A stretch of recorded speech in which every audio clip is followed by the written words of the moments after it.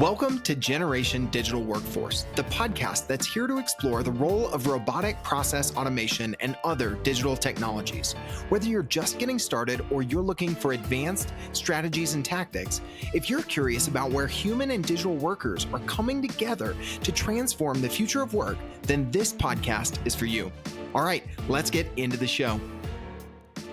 Hello and welcome to the Generation Digital Workforce Podcast. On this episode, we'll be talking with Jerry Hubbard about automation and how it can address some of the challenges faced within the telco industry. Welcome, Jerry.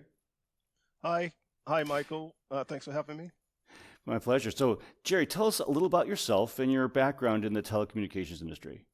Okay. I'll give you the potted history, and I'll try to do this quickly, but it's a long-standing background. So you probably picked up the accent. I'm American, but I've lived in the UK for 26 years. I've actually lived in the UK longer than I've lived in the US.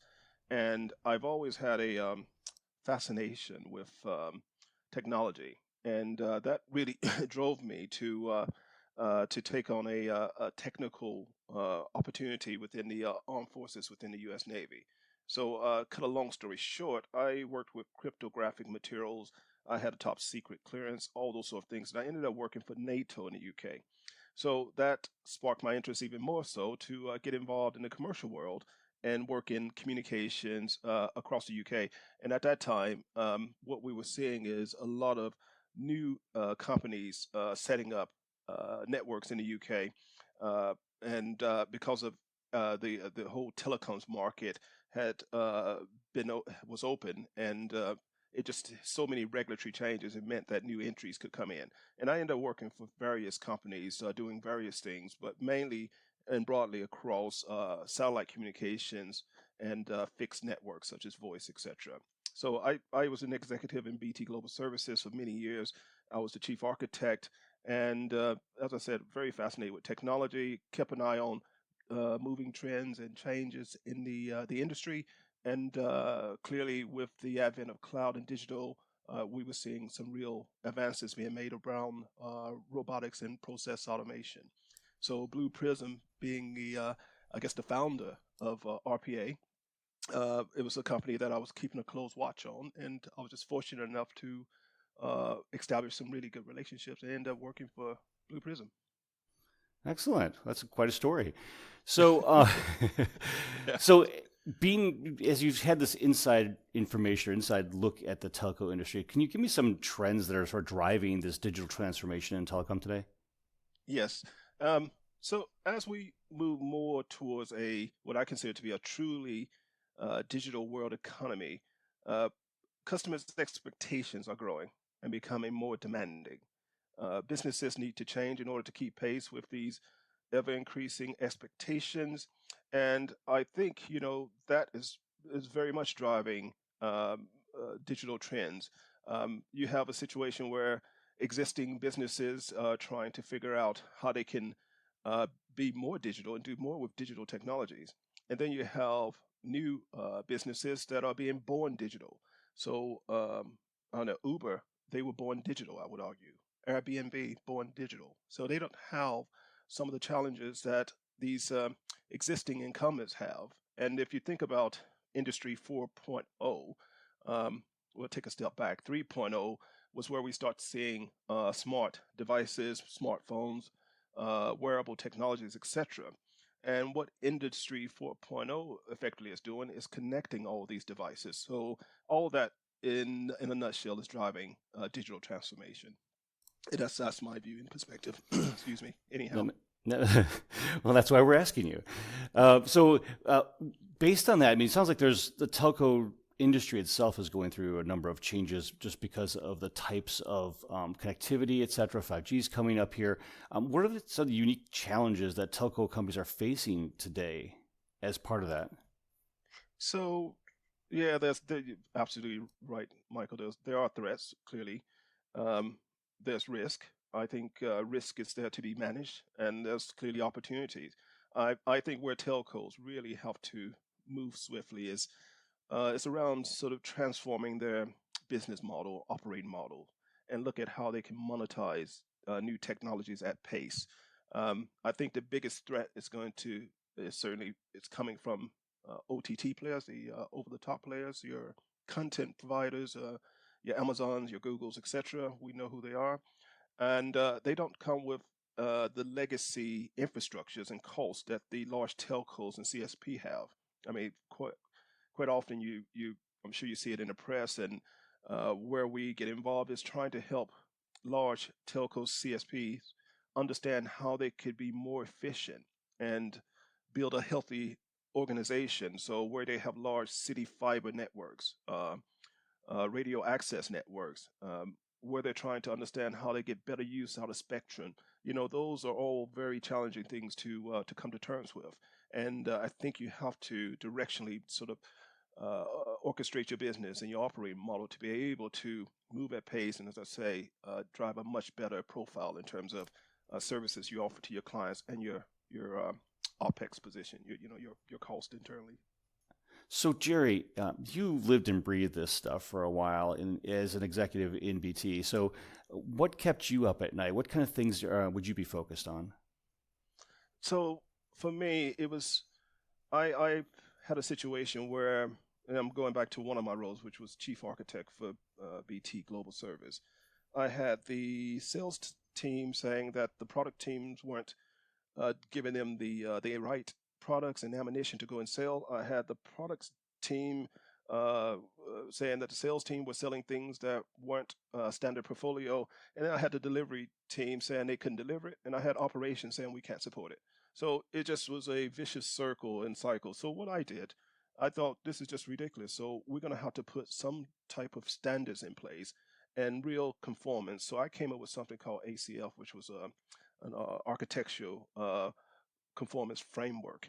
And every single unit or organization, sorry, every business unit that I just referred to, operations, delivery, so on and so forth, had to sign off to architectural conformance, which meant they were signing off saying, yep, understand this. First of all, we know that we can deliver it because we've already deployed services in this area and we have available bandwidth and so on. And the same with operation in terms of we can support it because we got the staff in place, so on and so forth.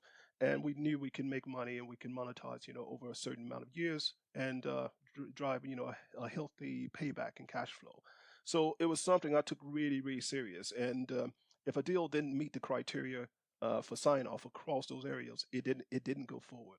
So my thing was if you run a really robust operation and you have the unit, so the business working to a singular objective, you can only achieve greatness, because you don't have the surprises that you often get in businesses at the last minute. So when you're talking about some of this transformation, obviously many of the legacy players like BT and AT&T in the United States, they have a substantial infrastructure that has been evolving over a long period of time. So when you talk about these new entrants versus some of the legacy players that are very large established networks and whatnot, how can a digital workforce or automation, intelligent automation, support some of the that infrastructure to help them compete with some of these newer entrants?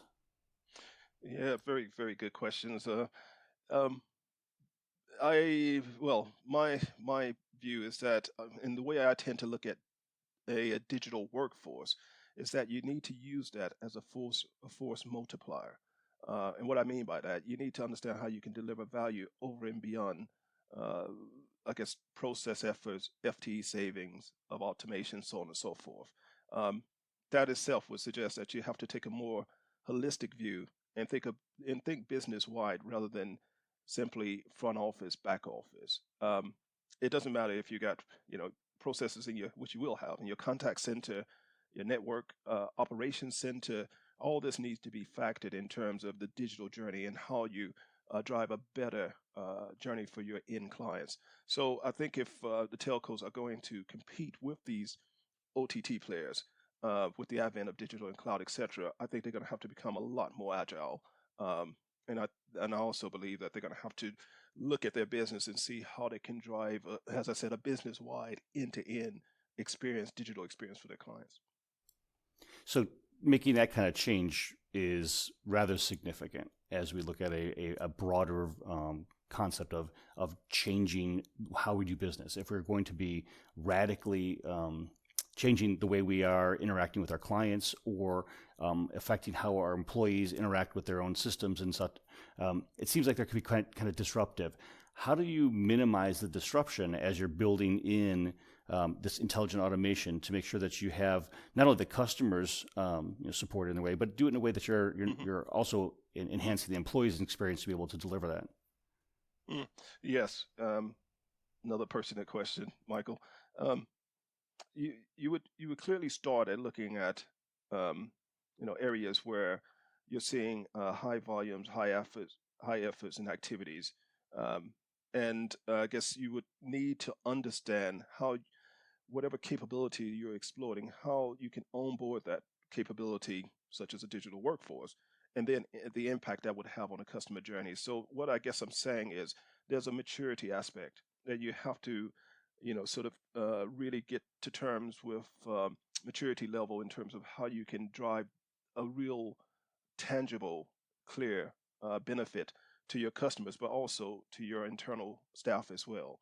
And that's something that clearly we do with our operating model capabilities, and it's something that I know when you talk at C-suite level, quite often you would have a question that comes somewhere from someone around the table that says, well, we may not be ready for this, or we've done it in this area, or we have a sort of hybrid type of relationship because we use NICE and we use UiPath, etc.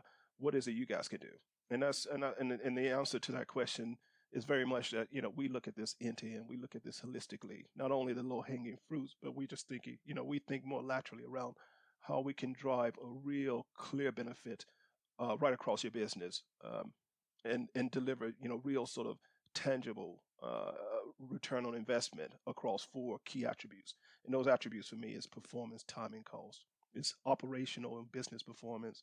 It's ability to demonstrate a better deployment of your services and achieve I guess at a lower cost as well, a better cost profile.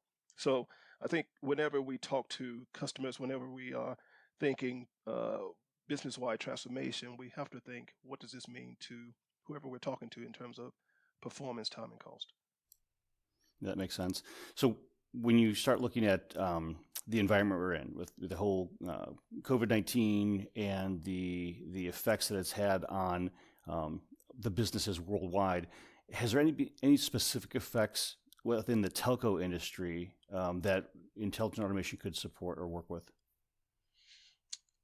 Loads, to be honest. I think the opportunity is very vast and wide.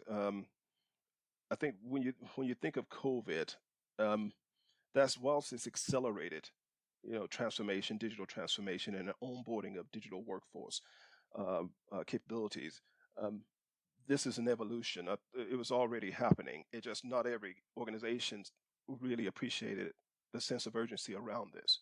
What COVID has done is shine a spotlight on the company, particularly areas that are underperforming or could perform better, or where there's stranded, sort of activities leading to cost exposures, etc. And there's been a real rush to try and get a better trajectory in terms of business performance and output. And whilst COVID has highlighted the need to do that at pace, it still, in my view, is a time. It's a moment in time.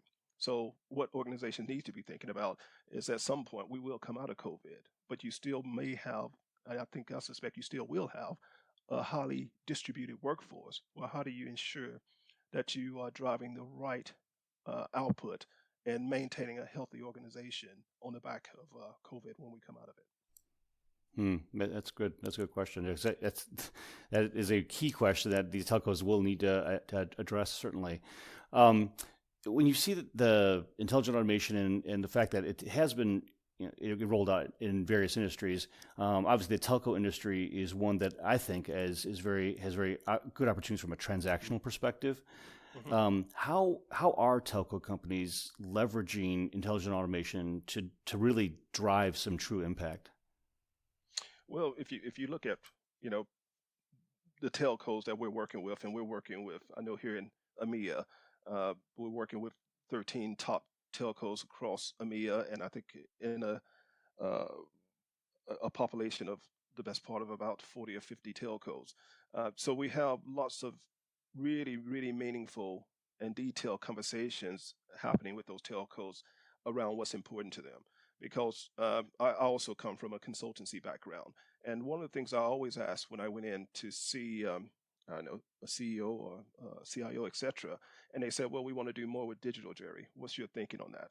And I would say, what is it you're looking to yield from going digital? Because I've talked to a lot of companies, a lot of customers where I say to them, I said, are you going digital for digital's sake? Which means uh, because there's a hype around digital technologies, are you investing in those technologies based on the hype that you're seeing in the market? Or do you really understand the magnitude in terms of benefit you can drive on the back of digital? So with 5G, and we know what 5G is going to do in terms of an unprecedented amount of data, lots of new opportunities to generate revenue streams, so on and so forth. We're seeing this with within the telcos with self-healing networks, autonomous networks, etc.